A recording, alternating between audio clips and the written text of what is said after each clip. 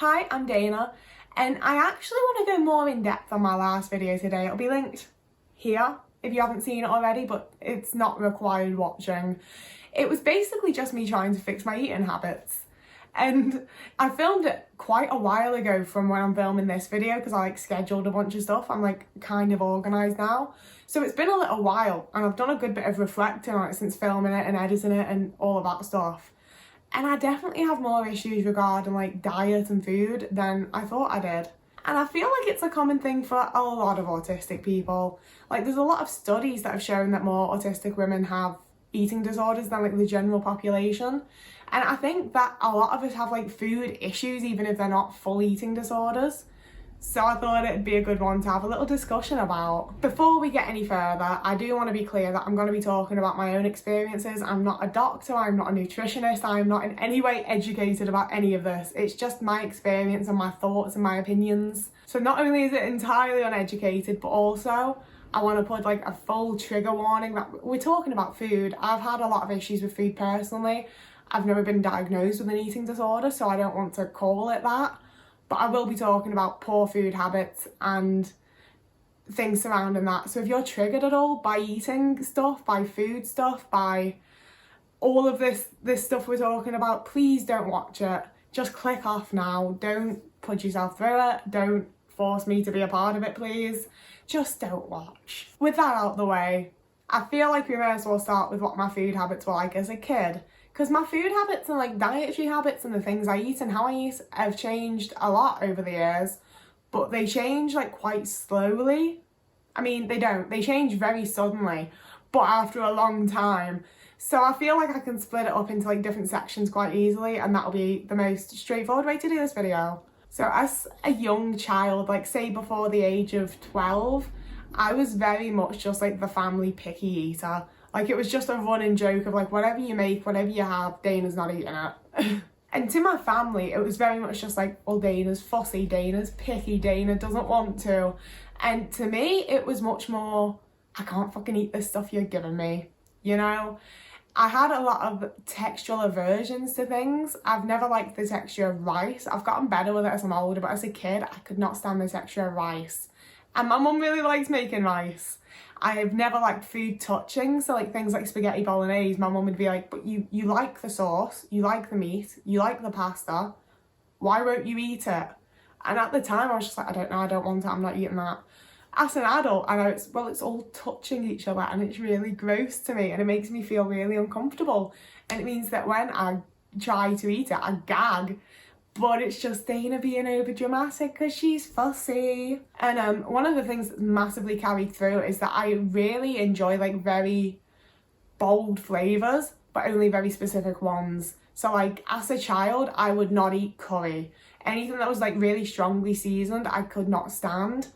But give me the most horrible sour sweet that's gonna make your whole face contort. That's the shit, man. That's mwah. So my parents were very confused on so you won't eat Black Forest Gatto because the flavours are too strong, but we can give you a sour berry sweet and that's your favourite thing. You know, it was just very confusing to everyone and it made it look like I was just a weird fussy kid. I was also the chubby kid, you know, the fat kid, that was me. And it meant that I got picked on a lot. I got picked on for everything I ever did in primary school. It was just a whole thing for me. It was a horrible, all of my school years were a horrible time, but primary school especially, people were much more upfront with just coming over to be you're fat. And it really played on my mind a lot. And it was a sucky time. So that was basically my eating habits as a kid. I more or less ate what my mum gave me. There were some things that I would just straight up refuse to eat. I had many an hour sat at my dining table with my parents being you're not leaving until you finish that.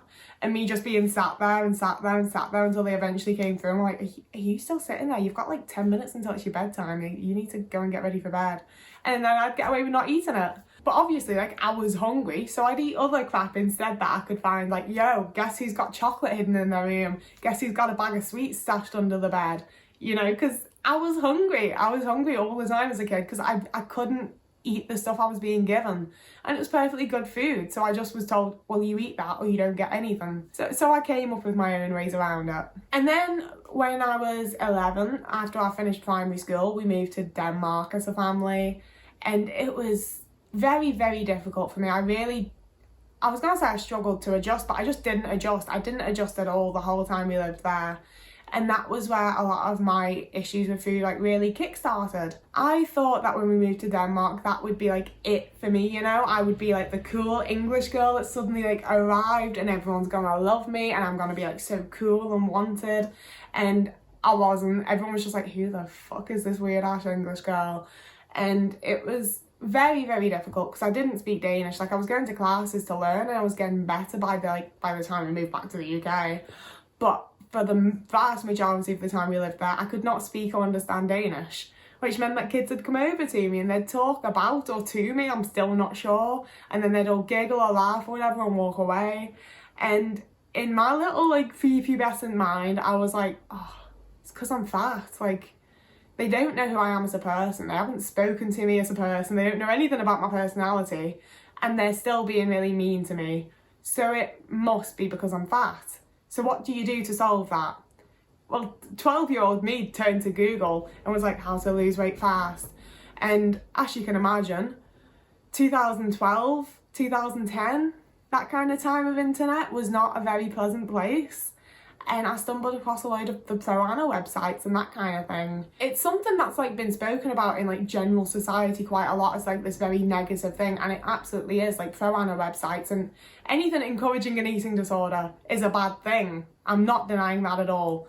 However, I think it's important to also consider that these sites were largely created by women who were struggling, and that meant that other women who were struggling and girls who were struggling found them. And it was just a shit show of people's poor mental health issues. But as a little undiagnosed autistic preteen, it was a community. It was a place where I could just starve myself, I could just make myself sick, I could just obsess over food.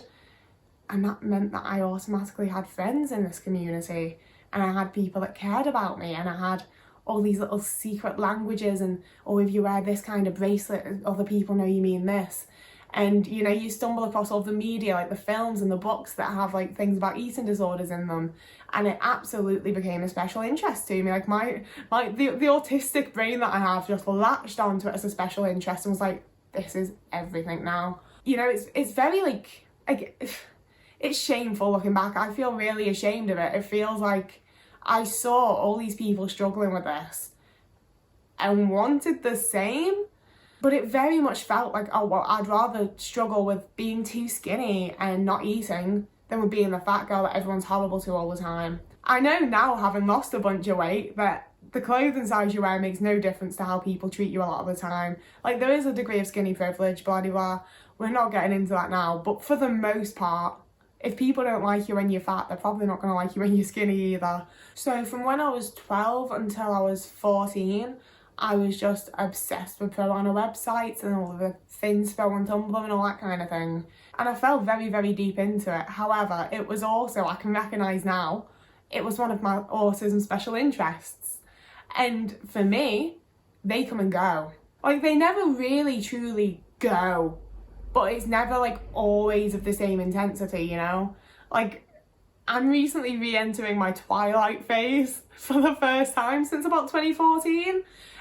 I didn't think it was ever going to come to this again, but that's what I mean. Like, sometimes I can go for years before a special interest comes back.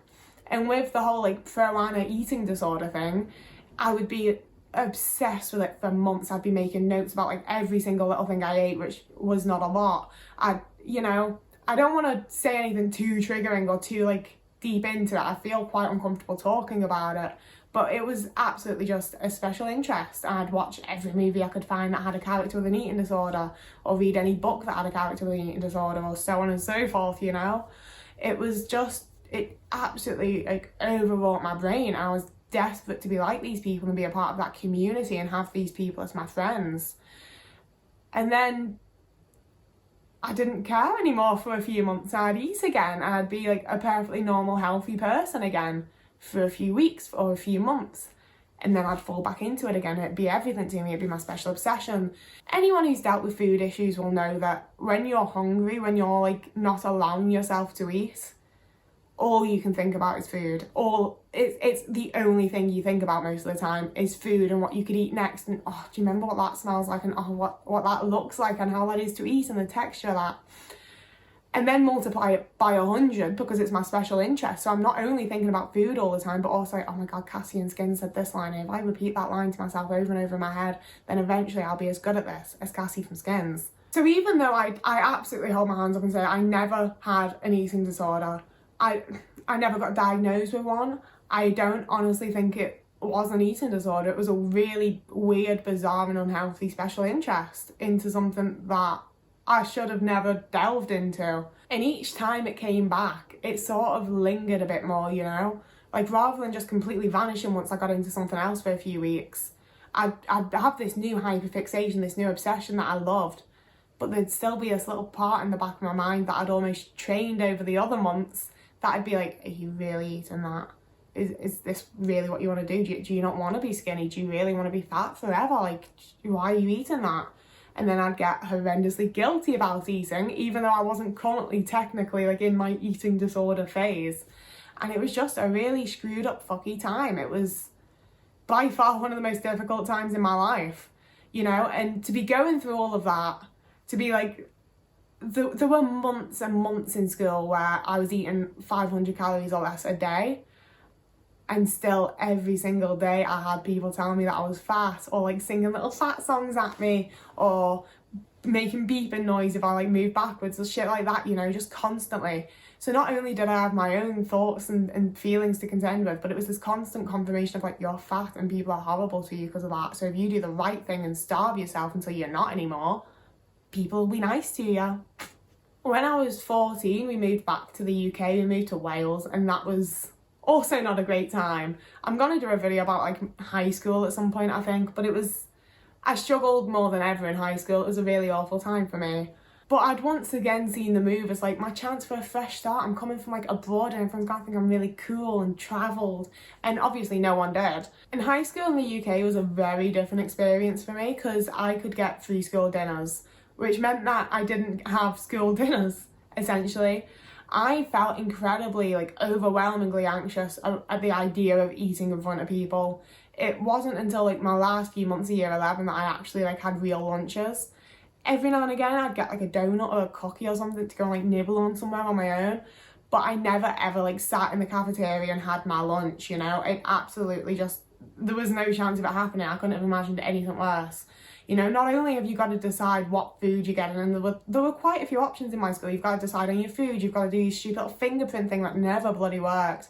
You've got to figure out where you're sitting, and like, my school cafeteria was real small, so you were sitting at a table with other people. I didn't have like the option of going and sitting on my own, which again, I wouldn't have done because then I'm sat on my own.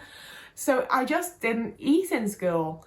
And because I was so anxious about everything all the time, I was always sick in the mornings, like physically sick. So I didn't eat breakfast. So I got very, very used to not eating anything until my mum made my tea, because I was a teenager, that's what she did. But by this point, my mum had realised that like my fussiness wasn't that like, I'm just being fussy. It was very much like, I'm really hungry and I really want to eat and I can't eat what you've given me. So my mum would ask what I wanted. By that point, the stuff had happened in my family that meant like, it was only my opinion that really counted at that point. And that was when the issue kicked in of me just being like, I don't know what I want. And not in the way of like, I'm not currently craving anything, just make anything. In the way of, anything you suggest to me right now sounds completely repulsive. And I don't want any of it.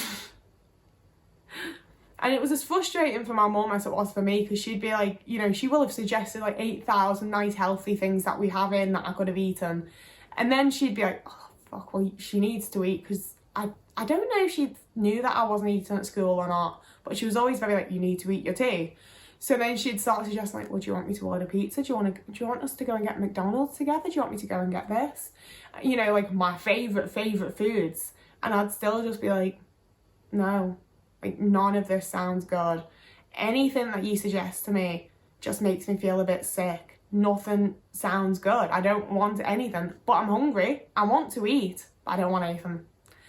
And that's stuck with me. That's something that I struggle with quite a lot. It's definitely one of like my main issues. Like, I'll open all my cupboards and my fridge and my freezer and there's all this food in there. And it's not executive dysfunction in the way of like, I can't decide what to make. It's a case of just, I could cook this, I could cook that, but it just sounds repulsive and I don't want to eat it. But I'm really hungry and I need to eat something, but I don't want to eat any of it. It's really, really annoying. I don't really know how to solve it. And it means that even though I'm no longer in high school, thank the Lord, I'm 24. People seem to think I'm like 40. I'm 24, okay? And even though I'm well past high school, I still tend to not eat anything until tea time. And some of it absolutely is executive dysfunction. I have nights when my boyfriend gets in and he's like, oh, what are we having for tea? And I'm just like, fucked if I know. Sometimes like the executive dysfunction kicks in and it's like, I could suggest like 12 different meals that you could eat. I have no idea which one of them to make, and therefore I'm just not going to get up and make anything. So some nights it's very much a case of like, you need to tell me what to cook. And I think it makes my boyfriend feel like a bit of an asshole. He doesn't enjoy it. But like, sometimes I just need someone to tell me what the fuck to do. And it's like, I've got my options. I'm not completely letting him like take control of my life, you know. But sometimes I just need a case of like, do you want this, this, this or this? That one. Okay, sorted. I've spoken about in other videos that I very much think that my anxiety is tied into being autistic in a lot of ways. And therefore I am including that I have extreme like teeth anxiety. It's like, I'm laughing because I know that it's silly, but this is something that like genuinely impacts me on the daily. Like every single day I spend honestly probably at least 2 hours being incredibly anxious about my teeth. I'm terrified that they're going to chip or crack or break or like massively discolour or rot away or fall out for some reason. I don't really know where it came from because I've never really had any issues with my teeth, but just like anything I eat that's a little bit crispy or a little bit chewy or like where you have to like kind of pull a little bit with your teeth, I feel sick with anxiety the whole time I'm eating it. Like I'm just shoving it in to try and get it over as quickly as possible because I'm so bloody anxious about my teeth being ruined in some way or being hurt or cracking out or falling out or like, I know it's really silly, but it genuinely, like, sometimes if I've like slightly overcooked my lunch or something, it's a case of like, well, I'm not eating that because I'm completely convinced that it's going to break one of my teeth. And the anxiety that the thought of that happening gives me is completely unbearable. It absolutely just sends my skin crawling and it makes me incredibly uncomfortable, and it absolutely impacts like the way that I eat and some of the things that I eat. It's just a whole thing, okay? My teeth are a whole thing. And also, I'm having to backtrack here a bit. I'm sorry, I haven't been like the most organised with this video. I have made notes, but it's just quite an uncomfortable topic for me, so I'm kind of jumping around a little bit. I'm sorry. I hope you get what I'm saying and where I'm coming from, and it makes some degree of sense. But a lot of my eating issues were solved when I met my boyfriend. I was 16 when we met, so I'd just left high school. I was ready to like have another fresh start in a different city, and we met and I really, really, really liked him, and we got very close very quickly. Like everyone I knew thought we were rushing it, but 8 years later we're still good, you know. But like it wasn't some like white knight saviour thing where he like fucking rescued me from the grips of an eating disorder or some bullshit, because like I say, it's not an eating disorder. But also he didn't do that much. Getting a partner of any sort does not fix anything. But for me, I felt so alone a lot of the time, you know?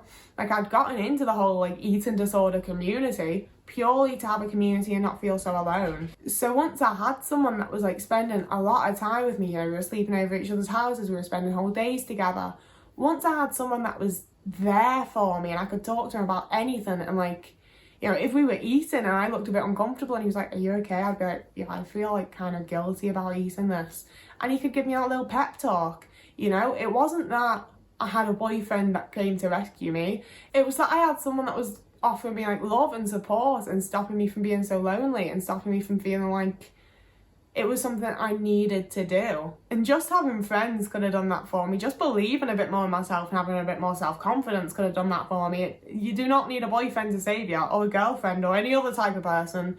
You know, I very much sorted myself out, but I didn't have the strength to do that when I didn't have the support from someone. And that was what he provided. So we got our first flat together when I was 17. We moved out.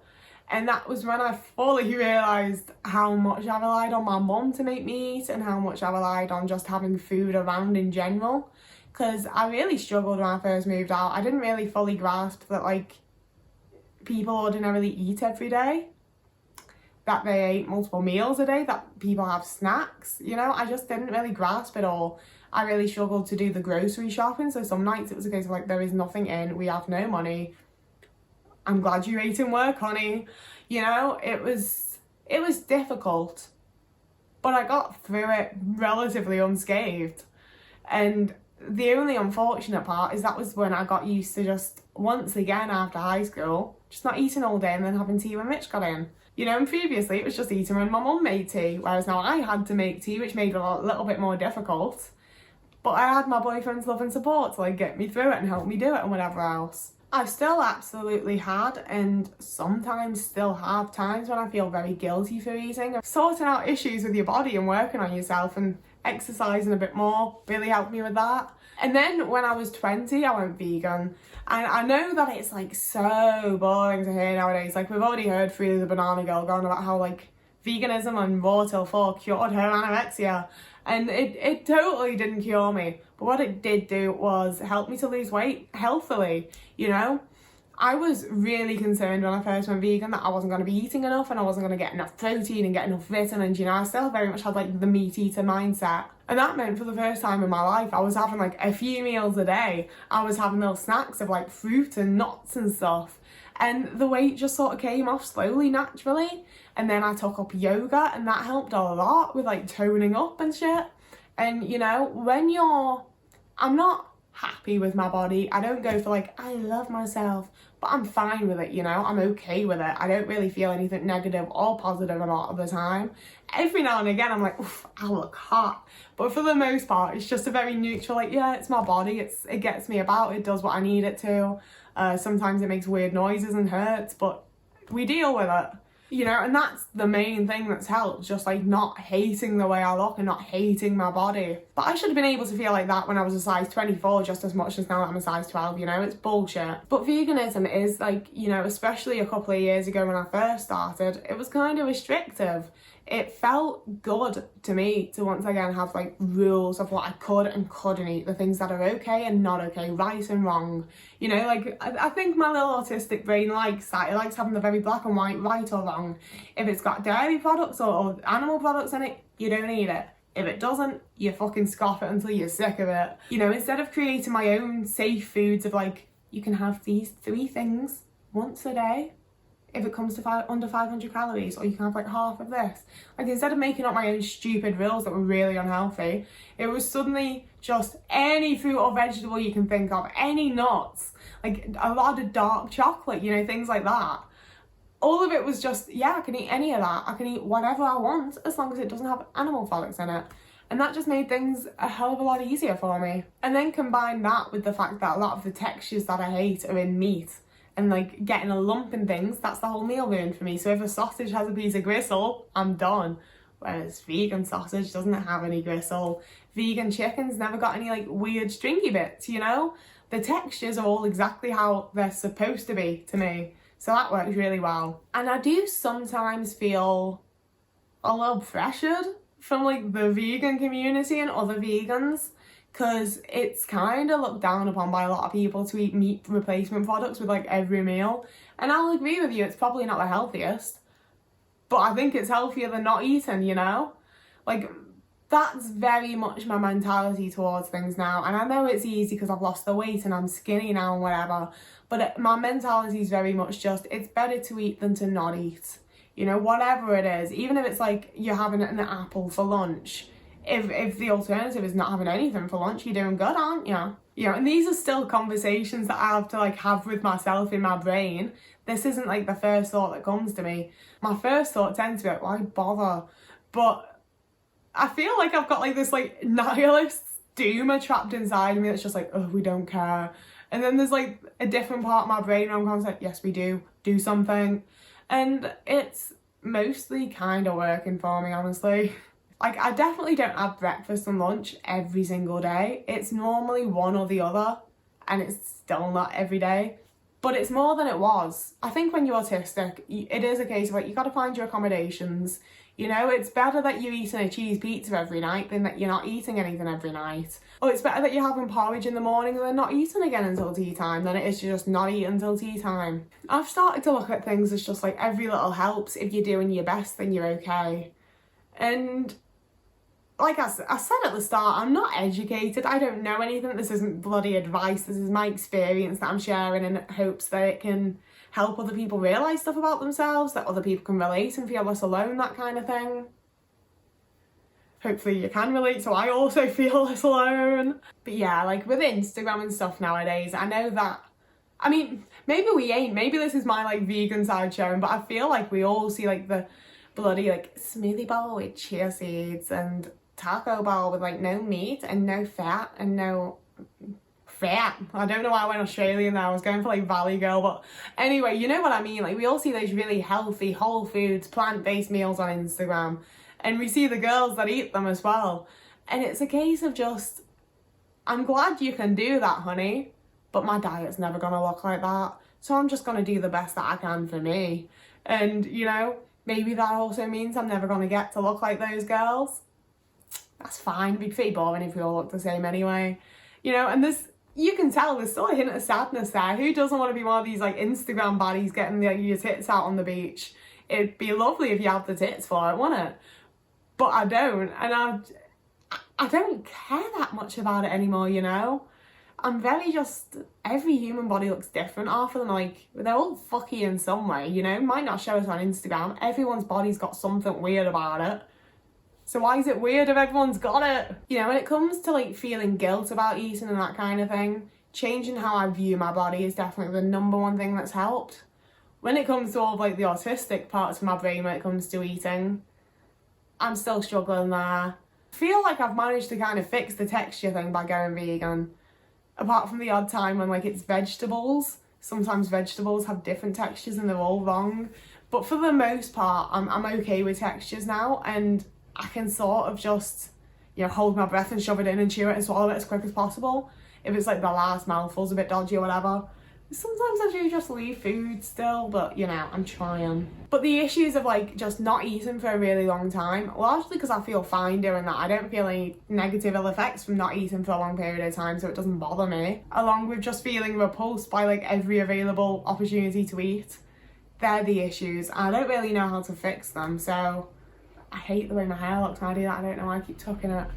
Yeah, I don't really know what to do about those issues. So if you've got any advice, I'd love to hear it. I do really want to talk more about like eating issues and weight and body issues and body positivity and body neutrality and all that kind of thing in future videos. But the whole thing kind of still makes me feel very uncomfortable. Like I say, as long as we're improving, it's okay. But it's definitely still not something that I could do with improving on. And it's something that I think definitely needs to be discussed more. And having been, you know, both like very at the upper end of plus size kind of thing, as well as where I am now, I feel like I've got a lot of views and thoughts on it all. So yeah, if you have any sort of suggestion about how I can bring these things up, anything you want to hear about, please do comment it down below. I think I'm done with everything I wanted to say. If you've enjoyed this video, or you like me, or you'd like to see more, I don't know. If you're in any way inclined, please do like and subscribe. That'd be real nice. And but yeah, I'm gonna go. So I hope that whoever you are and wherever you are, you're having a lovely day or morning or afternoon or evening or week or month or year. And I'll see you again in a few days.